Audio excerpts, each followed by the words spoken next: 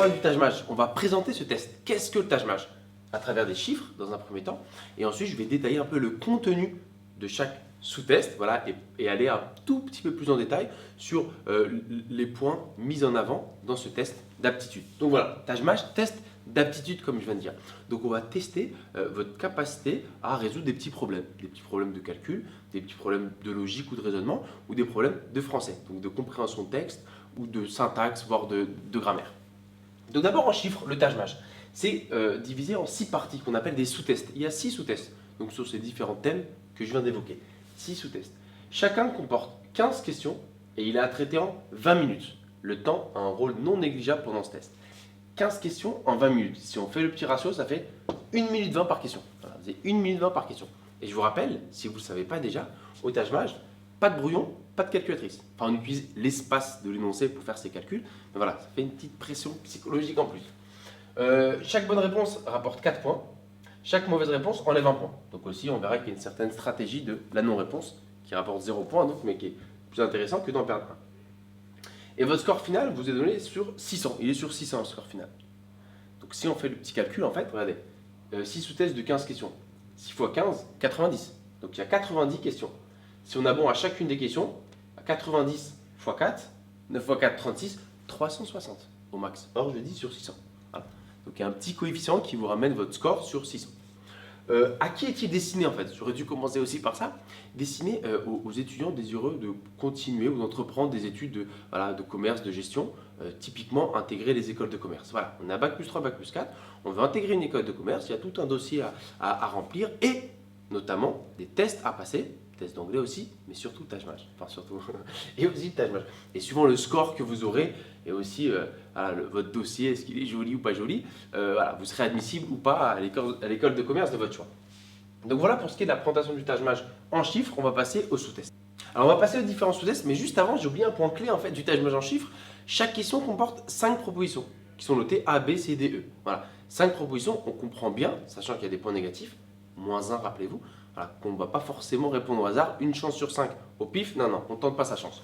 Donc on y va. Sous-test 1 de compréhension. Comme son nom l'indique, on va mettre en avant vos aptitudes de compréhension. Donc il y a 3 textes. Généralement, voilà, c'est 3 textes depuis quelques années. Et des questions qui portent sur chacun de ces textes. Notez 20 minutes pour 3 textes. Donc environ 6 minutes, 6 minutes 30, voilà, un peu moins de 7 minutes par texte. Donc il faut aller vite. C'est des textes de 500 mots à peu près. Donc voilà, c'est quand même un gros paragraphe. Donc il faut le lire et ensuite répondre aux questions qui ne sont pas si simples. Donc il y a des questions classiques qui portent sur un texte, voir si vous avez justement compris l'essence de ce texte. Exemple, voilà, quelle est la seule proposition parmi les 5 qui est en contradiction avec les propos de l'auteur? Laquelle des 5 propositions résume le mieux le texte? Quelle est la seule proposition qui ne pourrait pas convenir comme titre de mon texte? Voilà. C'est des choses comme ça que vous allez avoir, ou parfois il y a même pas laquelle des 5 propositions serait une bonne conclusion. Voilà. Donc vous avez compris le principe. Il y a un texte et on vous pose des questions. Donc là, aptitude, arriver à lire assez vite et à vite extirper les informations importantes du texte. Sous-test 2 à présent, calcul, voilà, le plus redouté, celui qui a fait tout le mythe autour du Taj-Maj, le sous-test de calcul. Comme j'aime bien dire, en fait, là-dessus, le Taj-Maj requiert en fait un background 4e, 3e, voire seconde, mais une maturité d'adulte, c'est ça en fait.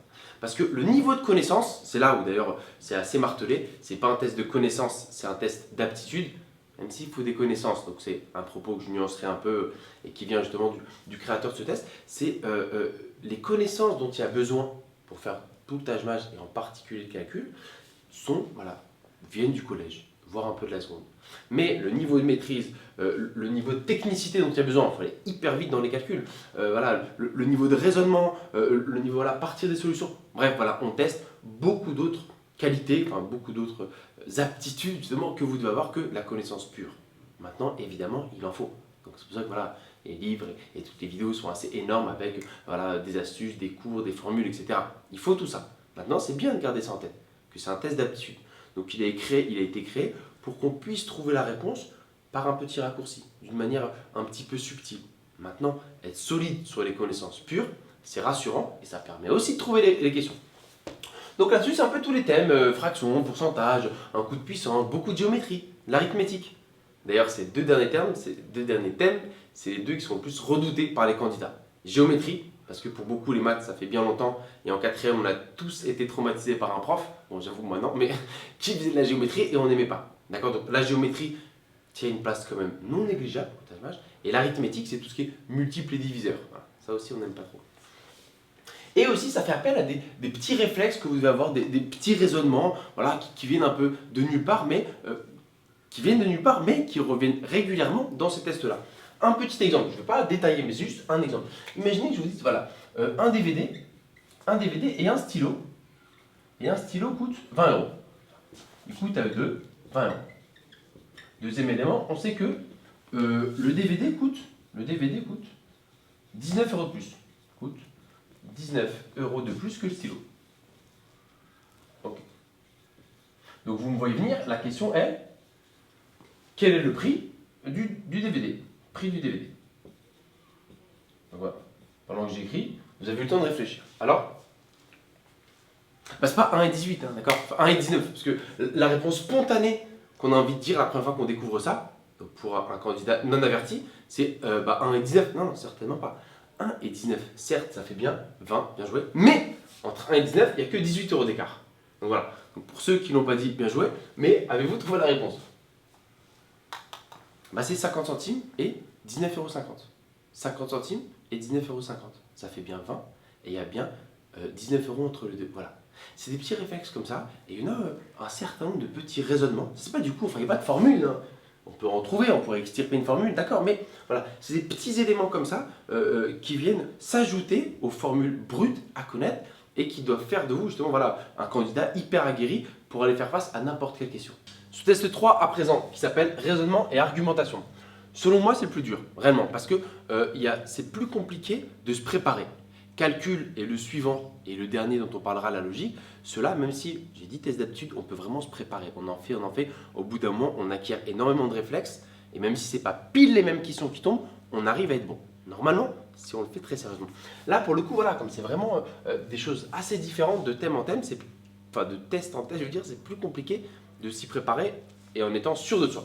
Il est néanmoins divisé en deux parties. Une partie un peu classique, c'est qui reprend des thèmes, même s'il y en a de moins en moins. Voilà, on va parler des menteurs. Voilà, dans une situation, il y a des déclarations qui sont faites. On sait qu'il n'y a qu'un seul menteur, trouvez-le. Ou alors, qui a volé tel objet. Ou alors, on va parler des dates. Hein, on va essayer de vous embrouiller. Si l'avant-veille d'hier était le lendemain de jeudi, alors quel jour sommes-nous? Voilà, des choses comme ça. Ou les liens de parenté. Voilà, sachant que cette personne est la nièce de l'oncle de ma grand-mère. Voilà, des choses comme ça. Qui est cette personne? C'est des choses comme ça qu'on va vous mettre. J'exagère, je tire les traits. Mais ça, c'est la partie classique. Donc on rigole, mais on la veut celle-là, parce qu'il y a une façon de faire. D'accord? Et l'autre partie, donc plus voilà justement argumentation, celle-là, finalement, elle se rapproche parfois même du sous-test 1. C'est que vous avez un petit paragraphe ou un petit texte, et la question va être, voilà, laquelle des 5 propositions, si elle est vraie, affaiblit les propos de l'auteur. Voilà, c'est un peu technique quand même. Parce que l'auteur dit quelque chose, voilà, parce que lui, il a sous-entendu quelque chose, et on vous dit, laquelle des 5 propositions, si elle est vraie, voilà, met à mal le raisonnement de l'auteur. Ou alors, il y a un texte avec un certain raisonnement, et on vous dit, laquelle des 5 propositions possède un raisonnement similaire. Mais c'est des propositions qui n'ont rien à voir, on parle d'autre chose. Mais la façon de réfléchir est la même. Pardon. Donc voilà, c'est pas simple. Donc là, il faut en faire pour comprendre un peu les enjeux. Maintenant, il n'y aura pas vraiment de technique ou de façon de faire pour être solide en argumentation. Là, oui, mais généralement, il y en a un peu moins. Sur les 15 questions de raisonnement classique, on va en trouver entre 5 et 7, 5 et 8. Et le reste est constitué d'argumentation. Sous test 4, condition minimale, mon préféré, et bientôt le vôtre aussi. Condition minimale, c'est la nouveauté. Enfin, la nouveauté voilà, du TAJMAJ et d'autres tests d'aptitude, comme il y a dans le GMAT anglais, Data Sufficiency, ils appellent ça. C'est des calculs, en fait, voilà. Sous-test 2 et 4, c'est 2 sous-tests de calcul. Mais là, contrairement à l'autre sous-test où il faut trouver la réponse, ici, c'est assez compliqué à expliquer le principe de condition minimale. Il ne s'agit pas de trouver la réponse. Il s'agit de voir dans quel cadre on pourrait répondre à une certaine question. Vous voyez, donc c'est qu'on va faire un mini-exemple pour que vous compreniez. Donc juste, ce sous-test reprend les mêmes bases que le sous-test 2 de calcul. Fraction, proportion, géométrie, arithmétique, etc., etc. Tout ça, mais c'est la question qui peut être déroutante, car encore une fois, on ne cherche pas à répondre, à donner la réponse. On cherche à voir si on pourrait, conditionnel, répondre. Je m'explique. Ok, mon exemple, parce que condition minimale, c'est compliqué à expliquer. Enfin, c'est compliqué d'expliquer le principe sans exemple. Sinon, voilà, je pars dans des affabulations et je suis seul. Louis, Eva et Fred apportent leurs jetons pour jouer au poker. Qui en a le plus? Pause, voilà, on comprend. Aucun moyen de savoir. En bleu, c'est l'énoncé. Impossible de comprendre. Et parfois, même la question, ça va être que vaut X. Voilà, c'est tout. La question est que vaut X. Et donc, c'est pour ça que l'idée, c'est pas de répondre.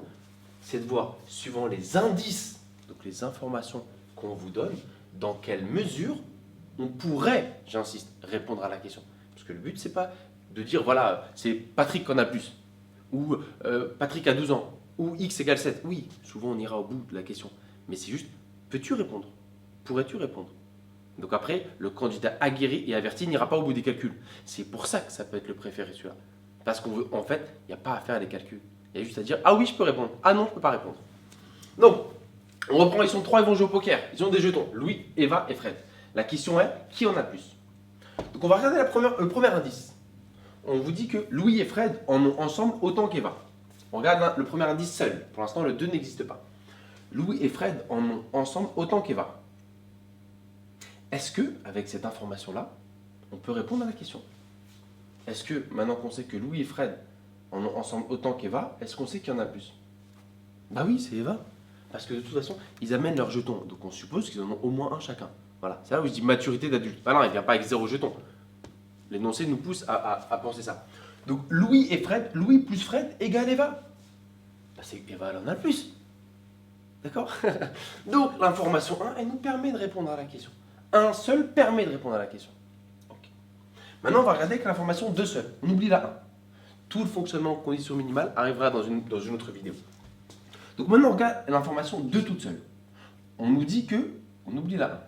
Louis et Eva en ont ensemble 2 fois plus que Fred. Donc Louis plus Eva égale 2 fois Fred. Qui en a plus? On ne sait pas, ça dépend. Parce que 2 fois plus, Louis plus Eva, 2 fois plus que Fred. Bon d'accord, a priori, donc eux ils en ont plus que Fred, mais on ne sait pas ensuite la répartition. D'accord, on pourrait trouver des cas, imaginez que Fred en est 5, Eva et Louis. Voilà, ça peut être 3, 7, on est bien d'accord, ça fait 10, ou ça peut être l'inverse. Voilà. Donc on ne sait pas qu'il y en a plus, on ne sait pas. Ça peut être Louis, comme ça peut être Eva. Avec l'information 2 toute seule, on ne peut pas répondre à la question.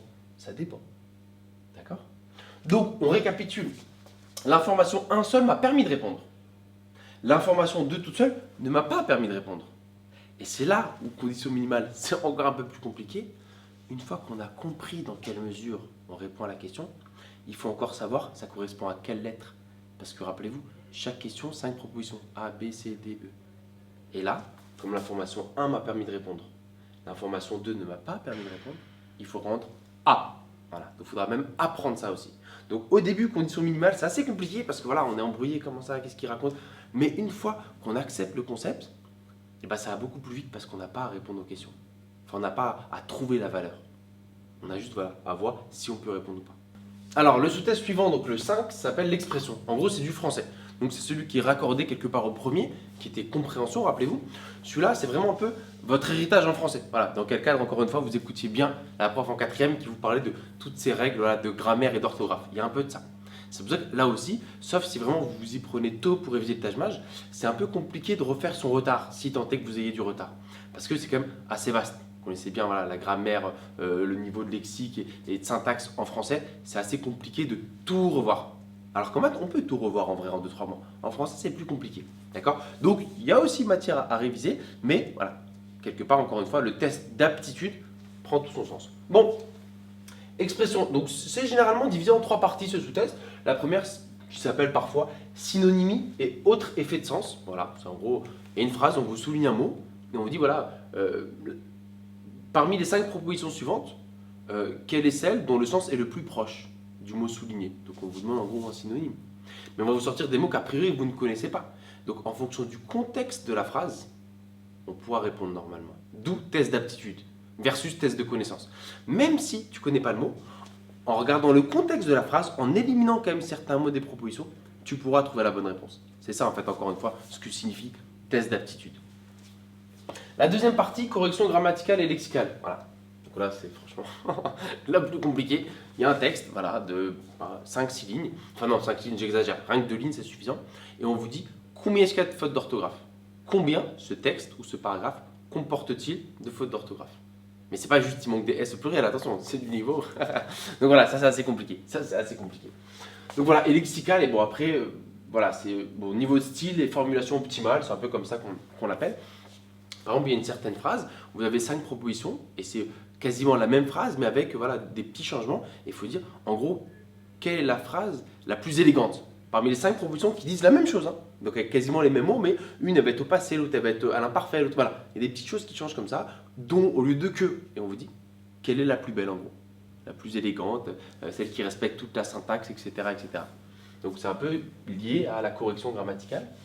Et donc voilà, après c'est un peu mélangé. Et l'autre partie, c'est que vous avez un paragraphe ou une phrase à trous. Et il faut choisir voilà, entre en revanche et néanmoins, par contre, en outre, voilà. Pour que le niveau de style, à la fois que le style soit conservé et que le sens de la phrase soit conservé aussi. Donc à vous de comprendre le sens et plutôt choisir en revanche plutôt que néanmoins. Ou que en revanche plutôt qu'en effet. Parce qu'en revanche, néanmoins, c'est quand même assez proche. Donc voilà, et encore une fois, aptitude, comprenez l'enjeu de la phrase pour choisir la bonne formulation. Et enfin, le dernier sous-test, donc le 6, logique. Donc celui-là est à raccorder quelque part au sous-test 3. Parce que j'ai oublié de vous dire, mais c'est en gros, il y a 3 thèmes qui sont mis en avant dans ce test. Un thème voilà, de compréhension et d'expression, sous-test 1 et 5, rappelez-vous.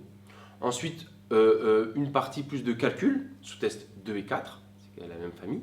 Et enfin, un thème plus de raisonnement et de logique, sous-test 3 et celui-là. Logique. Bon, ça c'est logique et divisé en 2 parties. Série double avec un S, heureusement qu'on sort du sous-test de français. Série double et logique visuelle. Là, peu importe qui vous êtes, peu importe d'où vous venez, c'est le sous-test dans lequel vous pouvez maximiser votre score normalement. Un 15 sur 15 est possible. C'est plus possible là que dans n'importe quel autre sous-test. Parce que voilà, faut comprendre qu'est-ce qu'une logique dans le monde du tâche-mage, voilà, comprendre un peu comment est-ce qu'on peut les avoir pour les reconnaître, c'est ça. Et c'est vrai qu'il faut en faire énormément pour le coup, pour voilà, que son cerveau soit rodé pour reconnaître les logiques. Alors je vais vous mettre une petite logique pour que vous compreniez un peu voilà, ce qu'est appelé logique et voir dans quel cadre on peut quand même bien s'entraîner pour ce sous-test-là. Si je vous mets ça par exemple, 479, ensuite je pourrais mettre 146 et enfin 891. En fait, en les disant, je vous ai un peu éloigné. C'était pas gentil de ma part. Je vous ai éloigné du but. Bon alors, quelle est la logique? Donc, mettez pause et réfléchissez là. Comme ça, moi, j'attends dans une seconde. En fait, bien souvent, quand vous avez des séries de chiffres, de nombres, dans série double, encore c'est plus compliqué, puisque série double, vous en aurez une à la verticale, une à l'horizontale. Donc il y aura 2 logiques à trouver et choisir la proposition qui fait matcher ces 2 logiques. Moi, je vous en mets juste une pour vous montrer un peu ce qu'est une logique. En fait, souvent, les nombres, ils seront à scinder. Il ne faudra jamais le voir, enfin, pas jamais, mais souvent, il ne faudra pas le voir comme 479. C'est vrai que ce n'était pas sympa de ma part. En fait, regardez, juste faites un zoom juste sur le nombre du milieu. Peut-être ça va s'éclairer, peut-être. Sinon, après, je vais un peu plus loin. 5. Après, regardez les 2 autres. Ici, en fait, il faut les voir comme 5 et 25. Là, il faut les voir comme 7 et 49. Là, comme 4 et 16. Là, comme 9 et 81. Vous avez compris? Le chiffre du milieu au carré me donne les 2 nombres à l'extrémité. 5 au carré, 25. 7 au carré, 49. 4 au carré, 16. 9 au carré, 81. Voilà. Un type de logique, enfin, il y en a beaucoup, mais l'idée c'est que peu importe d'où tu viens, en faisant beaucoup, en répertoriant un peu toutes les logiques, ton cerveau ira de plus en plus vite et là justement tu vas acquérir cette aptitude d'aller vite chercher la logique et tu passeras dans ta tête très rapidement toutes les logiques que tu connais, elles passeront instantanément et normalement tu arriveras à aller chercher la bonne logique.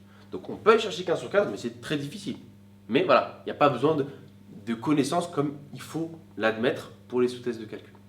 Donc voilà, j'espère que la présentation a été claire sur le tâche-mage. Au moins, vous savez exactement à la fois voilà, comment on le note, etc. Et en même temps, une vision d'ensemble sur tous les sous-tests.